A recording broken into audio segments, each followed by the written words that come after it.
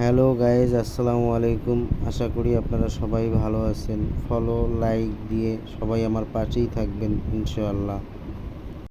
আপনাদের মাঝে আবারও একটি নতুন ভিডিও নিয়ে হাজির হলাম। সেটি হচ্ছে একজন সফল খামারির গল্প। খামারি মোহাম্মদ রফিকুল ইসলাম।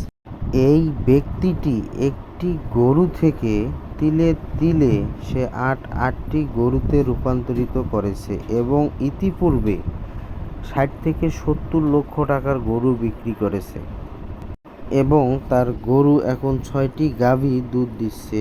দুধ থেকে তার লাখ লাখ টাকা ইনকাম হচ্ছে মাসে। তো আপনারাও চাইলে করতে পারেন এই রকম ধরনের খামার, একটি গাভী কিংবা দুটি গাভী থেকে। পরিশ্রমে ধন আনে, পুণ্যে আনে সুখ, এটাই বাস্তব প্রমাণিত করেছে এই ব্যক্তিটি।